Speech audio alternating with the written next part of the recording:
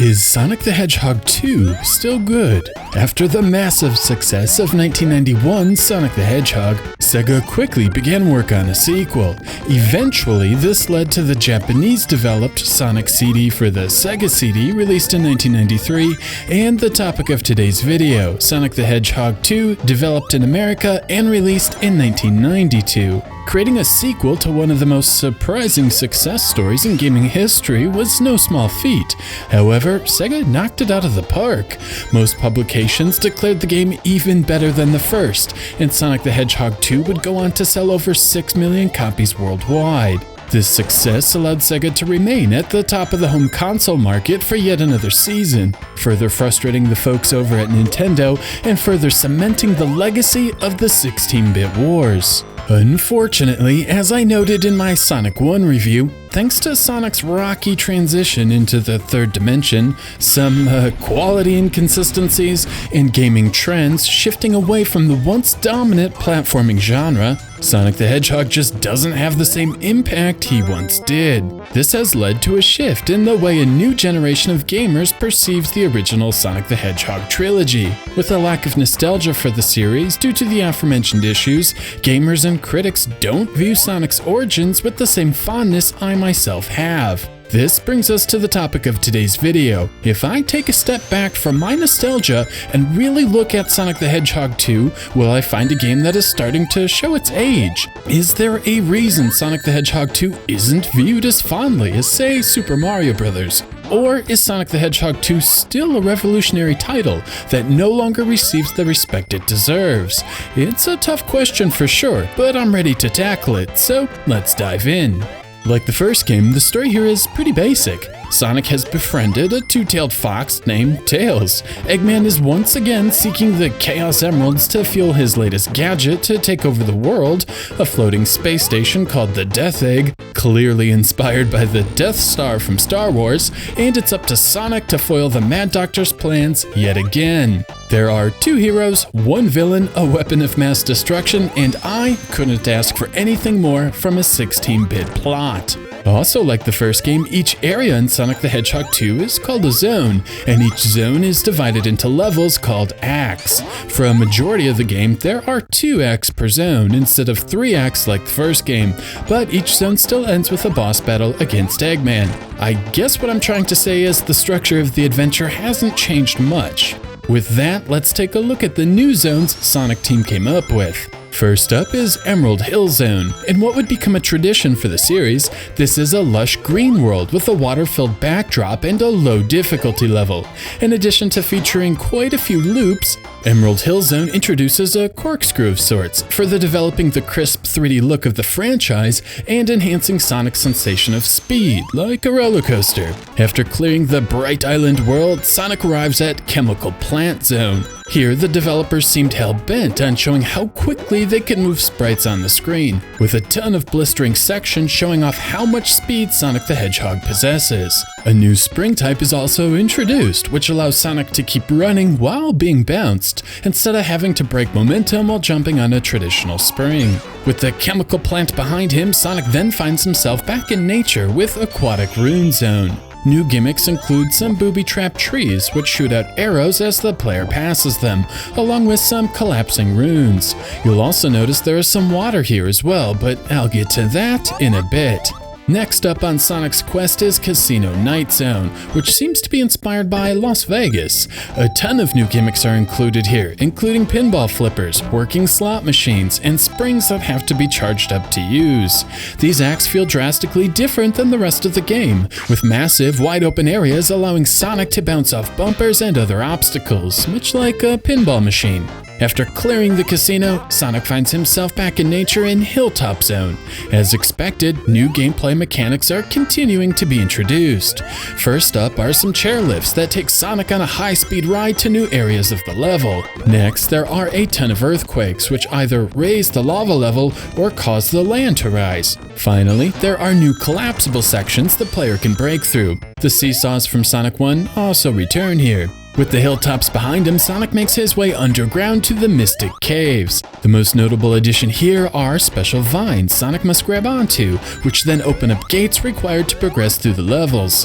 Thankfully, the developers resisted the urge to add mine carts, which is commendable. Next up is Oil Ocean, another man-made area. New mechanics like fans blowing Sonic upwards, balloons shooting Sonic across the stage, and elevators are added. Slides and fans pushing against Sonic are carried over from the first game, but as the game winds down, we can see the level design slowly changing from press the D-pad and hang on into something a bit more intricate. This change is really ramped up in Metropolis Zone. This zone is made up of 3 acts and is the only zone to feature this many. The developers really threw the kitchen sink at this zone, dumping out their bag of tricks, including horizontal bumpers, springs in the form of relief valves, spinning tumblers, threaded bolts, along with plenty of platforms activated by buttons and warp pipes. The next 2 levels are one-offs, featuring just single acts. Sky Chase has Tails flying up to Eggman's Flying Fortress, with Sonic riding on the wings, avoiding obstacles. Wing Fortress is then Sonic's journey through Eggman's Fortress, before encountering the Madman himself. Items like this launcher and hooks helping Sonic move vertically are also introduced here. The last act is Death Egg Zone, featuring the game's final boss, but I'll save further discussion for the spoiler section. As we can see, while Sonic the Hedgehog 2 has about the same amount of acts as the first, there are many more environments to race through and a ton of new gimmicks and wrinkles added to the gameplay. The result is an adventure which feels far bigger than the first game, despite having just an additional act, which I really do like. The structure has also changed quite a bit. Where in Sonic 1 there were 2 distinct zone types, some were speed-focused with non-linear branching path level design, and others were strictly linear with few branching paths and a drastically reduced speed, instead focusing on Sonic's platforming prowess. In Sonic the Hedgehog 2, that distinction is mostly blurred. Nearly every act blends together speed sections with platforming, and you can't draw a clear line in the sand on which is which. There is an exception with Wing Fortress Zone, but generally speaking, Sonic the Hedgehog 2 feels like a more cohesive adventure from beginning to end, rather than offering a disjointed experience. For many, this is a nice improvement over the original game. It's also worth mentioning the water levels are handled differently. In Sonic the Hedgehog 1, the 3 acts of Labyrinth Zone all take place underwater, and there is no way to avoid these slowed down segments. In Sonic the Hedgehog 2, the underwater sections can be avoided completely. In Chemical Plant Act 2, there's a secret alternate path allowing you to avoid the underwater segments. While this alternate route is not obvious, I did notice as a kid a hole in the ceiling near the end of the act, and found this path without the use of a strategy guide or the internet, so it's not too obscure. Aquatic Rune offers a similar solution. If you aren't a fan of the underwater segments, you can stay on the high path of the level and avoid it altogether. This does involve some tricky jumps and some awareness of moving platforms, but the reward for superior play is total water avoidance. I do appreciate how Sonic Team seemed to listen to someone and offered ways to avoid the underwater gimmick for those folks who despise it. Speaking of alternate paths, the biggest change in Sonic the Hedgehog 2 is the addition of a spin dash. By holding the down button and then pressing the action button, Sonic can charge up and hit full speed without having to build up momentum. This really opens the levels up to exploits, like the secret area in Chemical Plant Zone. It also speeds up the overall pace of the game and helps Sonic the Hedgehog 2 feel like a much faster game overall. Other than the addition of the spin dash, little if anything has changed with the controls. This, of course, is a good thing. Just like the original, Sonic the Hedgehog 2 features some truly amazing controls. Sonic has the perfect amount of momentum, allowing you to maintain a slower speed during technical platforming sections, as well as race at Mach speeds during the game's numerous scripted moments. There really isn't much else to say about controlling Sonic. The controls are still among the best ever found in a platformer, with precise jumping, good air maneuverability, and a smoothness which is tough to put into words. Sonic the Hedgehog 2 feels awesome, and that's all there is to it. However, some of the lesser qualities have also been carried over into Sonic the Hedgehog 2. Enemy placement is still less than ideal at times. Even as soon as the first enemy presented, this is apparent. This monkey, for example, drops a coconut as you get near. Your instinct is to jump into the enemy and take it out, as jumping into enemies is a staple of the series. Sonic turns into an indestructible ball after all. But you get hit by a coconut before you reach him, which feels extremely cheap. Again, this is the very first enemy encounter, presented seconds after the adventure begins. Of course, you do learn to treat the monkeys with caution, thanks to this experience, and the ring loss is minimal. But Sonic the Hedgehog is about speed, and slowing down can occasionally feel unnatural. Whether this cautious approach is a good thing or a bad thing is certainly open to personal preference and is arguably subjective. What isn't subjective is how springs will guide you straight into an enemy. On plenty of occasions, a spring will launch you straight into danger, which is both unfair and incredibly annoying, while the levels themselves do an awesome job flowing, allowing a player to maintain maximum speed once an ideal path through a level has been learned. This flow is occasionally completely ruined thanks to poor enemy placement. Even more baffling is how other things are thoughtfully designed in a great way, with perfectly placed objects preventing Sonic from speeding into unforeseen obstacles. In the beginning of Act 2 of Metropolis Zone, for example, a button stops you from speeding straight into the lava pit. This is great, as the character usually moves faster than one can react, and the well-placed button stops the player from losing rings when following the obvious path of the level. Hilltop Zone is also well designed, with numerous instances of boulders stopping your momentum when it's time to stop being fast and to start platforming. Even as early as Chemical Plant Zone, a platform stops you from running into a spider's grip, letting you know, hey, we are presenting new enemy behavior, take notice. I just wish there was a more consistent consideration like this, as I feel it would have really elevated Sonic the Hedgehog 2. Another thing the original Sonic the Hedgehog did was give you a visual clue as to what part of an enemy could be hit. As long as you avoided the spiked end of the Badnik, you were in good shape, with the exception of the bomb enemy, which had to be avoided altogether. This care in Badnik design is less consistent in Sonic the Hedgehog 2. Both the monkeys and the seahorses launch projectiles in an obnoxious way. Your instinct is to jump at the enemy because Sonic.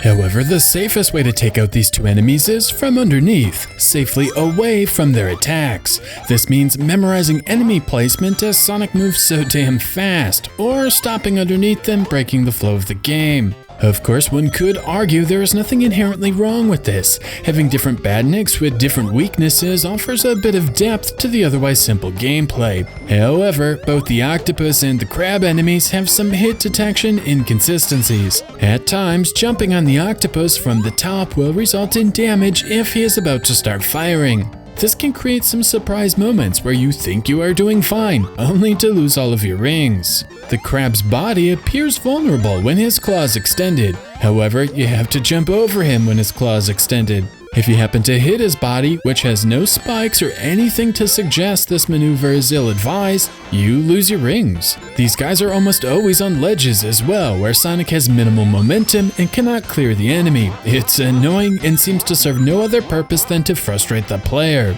But worst of all are the starfish. These enemies lie dormant and then spring to life if you get too close. After a few moments of flashing, they launch projectiles in 5 different directions. Not only are the activation points inconsistent, sometimes coming to life and sometimes not, they are placed in locations where it's nearly impossible, if not impossible, to avoid their attacks. You are going to take a hit, and there is nothing you can do about it. This absolutely ruins Metropolis Zone, and you really have to wonder if these were placed with any care at all, or were simply scattered about without regard to the interaction with the level or the player. As a whole, I'd argue the enemy placement feels more rushed and sloppy than the original game. Not a deal breaker in my opinion, but certainly not the same level as a certain other series. On the flip side, some things are considerably improved. The spike behavior is much better. The questionable spike glitch is no more, and landing on a spike during the invincibility period does not result in death. While Sonic the Hedgehog 2 does have a few random spikes popping out of the ground to surprise the player, these instances are far fewer and I welcome the restraint. Now, don't get me wrong, it's not that I don't enjoy a good platforming challenge, trust me. But Sonic the Hedgehog is not your typical platformer. The main gimmick of speed means the gameplay structure cannot be typical. It needs to take into account Sonic's unique abilities and traits. When the level structure doesn't match Sonic's capabilities, I find myself feeling less than satisfied. The enemy placement and level design is even more important in Sonic the Hedgehog 2 because rings are more important than ever. Like always, collecting 100 rings will earn you an extra life. This is incentive enough to play with some caution and will certainly reward players who have memorized the levels, but this is also how you earn continues. Like its predecessor, Sonic the Hedgehog 2 does not offer unlimited continues. However, the way you earn continues has been drastically improved. In Sonic 1, you could only earn continues by collecting 50 rings in a bonus stage. With the random nature of those bonus stages, and not all of them having enough rings in the first place, earning even 1 or 2 continues would be pretty tough for the newcomers that would need them in the first place. In Sonic the Hedgehog 2, you can earn a continue by scoring 10,000 points in a given act. If you happen to have at least 100 rings when you finish the act, you are guaranteed to earn the 10,000 points necessary. This means newcomers to the game could reasonably earn a few continues with a cautious playstyle while learning the ropes. While some would argue this still isn't the best approach to the problem, especially considering unlimited continues was the norm at the time, and there is some trial and error to the game's design, I do commend the developers for improving the system. Also improved is how you can earn chances at a Chaos Emerald. In Sonic 1, you needed to have 50 rings at the conclusion of the level, in addition to jumping into a large bonus ring. This gave you limited chances to actually attempt the special stages, which awarded the Chaos Emeralds. In Sonic the Hedgehog 2, you still need 50 rings. However, instead of waiting to reach the end of the level, you now need 50 rings when touching a checkpoint. If you have enough, some stars will appear above the checkpoint. Just jump into the stars to be whisked away. This means you have dozens of chances at nabbing the 7 Chaos Emeralds instead of 10 chances to grab 6 like in the original. Again, a nice improvement. The special stages themselves are a mixed bag. These feel more like tech demos than anything, with a simulated 3D half-pipe.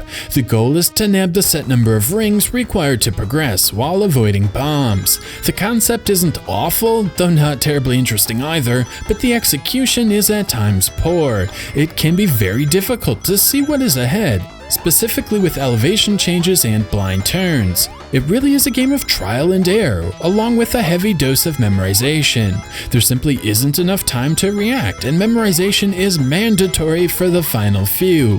While I do appreciate having a ton of chances to repeat these over and over to obtain emeralds, it's far from what I would consider fun. After nabbing an emerald or failing, you are brought back to the level, but your ring counter is reset to 0. This means you really don't have a shot at gaining 100 rings for an extra life, nor do you have enough rings to get the 10,000 points necessary for a continue. In short, going for Chaos Emeralds should be treated as an optional goal, and a newcomer should avoid them altogether, and instead focus on extra lives and continues. By sacrificing extra lives and continues, the goal of collecting all 7 Chaos Emeralds is a tough challenge, best reserved for players who have mastered the game. And in this regard, the whole side quest is handled reasonably well. It is optional after all.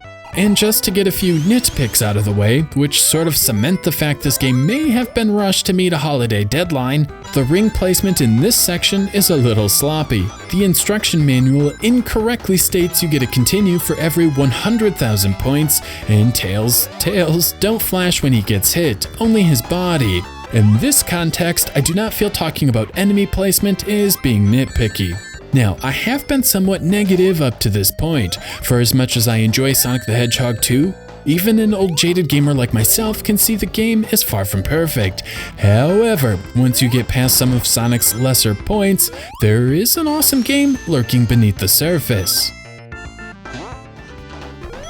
After some trial and error, you will start to learn the nuances of the game and find success. Monkeys are always in trees, for example, so act accordingly when you see a tree. Same goes for these annoying mantis enemies. They will launch an attack once you get close, so you must jump the moment you spot one or stop progressing towards it, if possible. The adventure can be smooth sailing once you learn the ins and outs of the game, whether you find the challenges fair or not, and reaching the end of the game shouldn't be too big of a deal. And the journey to the end offers significantly more high points than low points. I love the fact Sonic the Hedgehog 2 offers a ton of new gadgets and gimmicks over the original game, and I really appreciate how these are introduced in every single zone. This prevents Sonic the Hedgehog 2 from ever feeling stale, as new challenges are constantly presented to keep you engaged in the adventure. The difficulty curve feels excellent as well, with the early zones being a relatively pain-free experience, and the final zones really testing your mettle.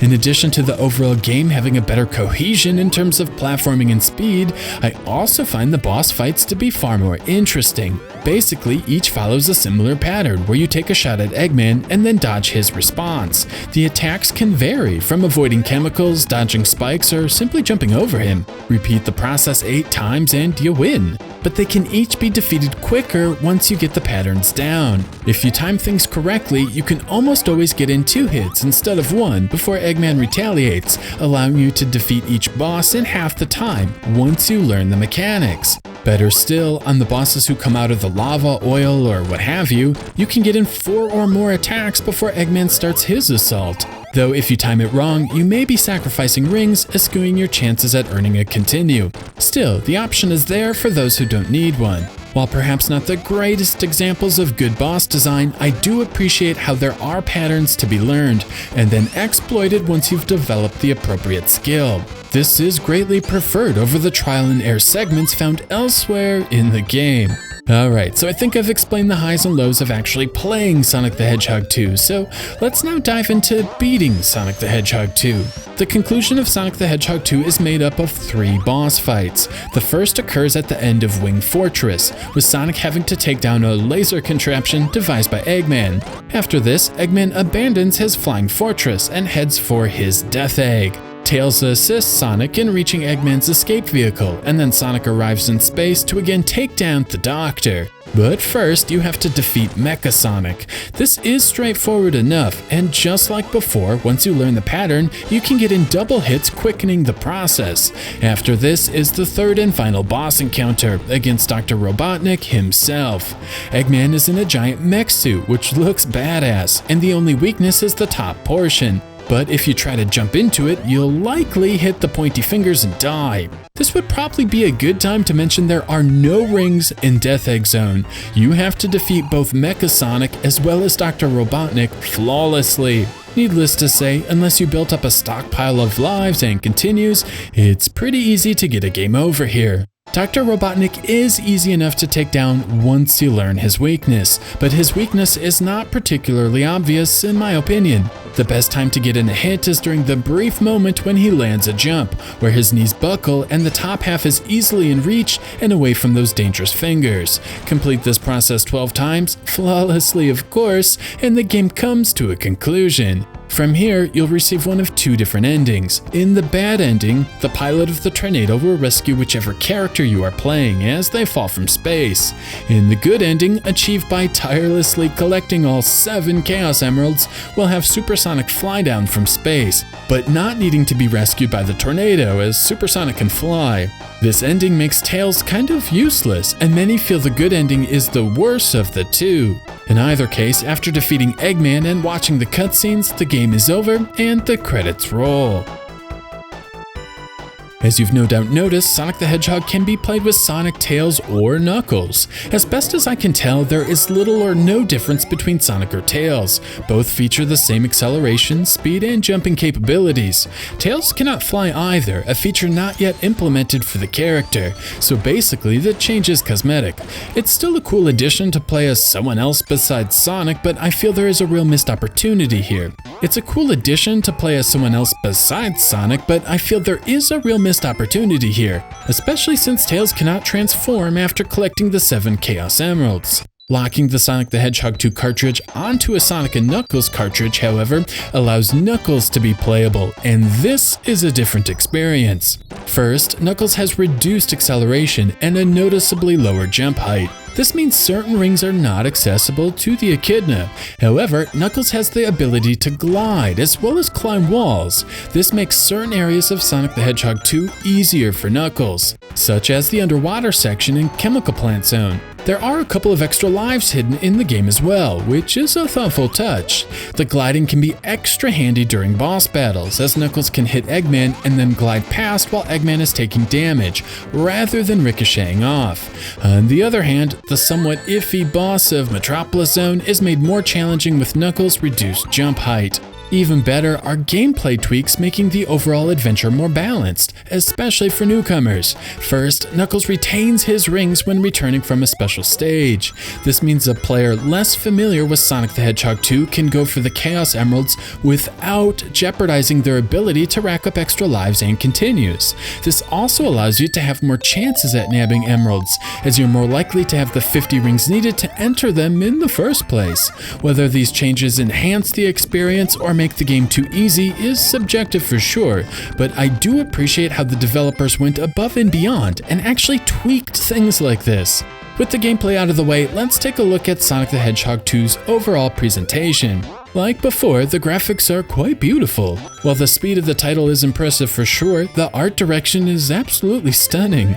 Each and every zone has a completely different color palette, helping them all stand out from one another. And not only this, the attention to detail is outstanding. From the foliage in the outdoor levels to the animated bits in the industrial levels, Sonic the Hedgehog 2 features a ton of little touches I really appreciate. Be it lights that change colors, leaves dropping from bushes when the player runs past, tails doing a somersault on springs, or even the patterns found on the chain link in Metropolis Zone. The game is simply jaw-dropping from beginning to end. I also appreciate the increased use of parallax scrolling. While this was occasionally used in Sonic 1, it's used much more vigorously in Sonic 2, and nearly every zone features multiple scrolling layers. This not only looks cool, but combined with the expert use of color, really helps the foreground feel distinct from the background, making it much easier to understand each level's structure. And then there is the soundtrack. Somehow, Dreams Come True managed to create melodies and compositions topping their original efforts in terms of depth and complexity. And the sound engineers at Sega did an awesome job turning these creations into amazing chiptunes using the Sega Genesis sound hardware. The result is simply sensational, with clear-sounding synthesized instruments and virtually no Genesis twang. Some of my favorite pieces of Sonic music ever are found in this cartridge, including the upbeat Emerald Hill Zone, the infinitely catchy Chemical Plant Zone, the funky Oil Ocean, and the moody tones of Mystic Cave. Each and every track is as colorful and diverse as the graphics and set pieces, and all of them are truly memorable. So, with all of that out of the way, we arrive at the question asked at the beginning of the video: is Sonic the Hedgehog 2 still good? First and foremost, Sonic the Hedgehog 2 is not a perfect game, and I'm not afraid to admit it. The enemy placement, their behavior in relation to the flow of the level, and the inconsistent nature of their hitboxes are at times unfair. Sonic 2's inconsistencies work their way into the gameplay as well, such as these bumpers in Metropolis Zone, which usually send you upwards and on your way, but other times they will just sort of drop you downwards onto an enemy due to no fault of your own. Or these pillars in Aquatic Ruin, which will crush you without warning or push you forward, depending on something. These moments definitely wipe away some of Sonic 2's luster. Enemy placement isn't the only blemish either, with some unavoidable springs simply sending Sonic backwards for no reason, again ruining the flow. And one cannot forget the final checkpoint in Mystic Cave Act 2, which contains no collectible rings when you respawn at it. Instead, you're forced to face the boss fight without rings, something I found frustrating as a kid. This section in Casino Night Act 2 would also frustrate me as a kid, with the bumpers placed in such a way making progressing forward a real nightmare for my 10-year-old self. However, once you get past the learning curve, as well as the trial and error, Sonic the Hedgehog 2 offers an immensely rewarding experience. First, once you start to learn the ideal path through an act, you can really fly through some of these and start to appreciate how good some of the levels really are. at times the structure really does fit perfectly with the speed and jumping, and these moments are where Sonic 2 truly shines. And when Sonic 2 shines, it offers an exciting experience unlike almost anything else out there. Next, Sonic the Hedgehog 2 is filled with secrets. Even after nearly 25 years, I still found a couple extra life monitors while recording footage that I had never before seen in my life. Stuff like this is really awesome, and combined with the challenge presented, Sonic the Hedgehog 2 offers some seriously high replayability, both in terms of searching for secrets as well as speedrunning. When combined with the super tight controls, the end result is a game that is still exceptionally fun to play. From racing around as quickly as possible to exploring the limits of the physics engine, to locating a wealth of hidden extra lives and power-ups strategically placed to speed up the gameplay, Sonic the Hedgehog 2 improves upon the first game in nearly every objective way. Featuring better graphics, a better soundtrack, more diversity, superior continue system, more chances at Chaos Emeralds, better Eggmobiles, and a smoothed out gameplay philosophy. A second player can even control Tails, offering cooperative play, sort of. There is a competitive two-player mode as well, but it doesn't work with the Framemeister. To put it simply, Sonic the Hedgehog 2 really is a fun experience, perfectly blending tight platforming with an exhilarating pace, offering an amusement park level of enjoyment and spectacle. While the initial few playthroughs might offer some occasional hiccups, after getting past the game's learning curve, it's easy to see why many consider this their favorite Sonic game. The game succeeds where it matters most, at running and jumping at breakneck speeds. So yeah, Sonic the Hedgehog 2 is still a good game, and I have no qualms declaring it a great game, and in my opinion, a classic.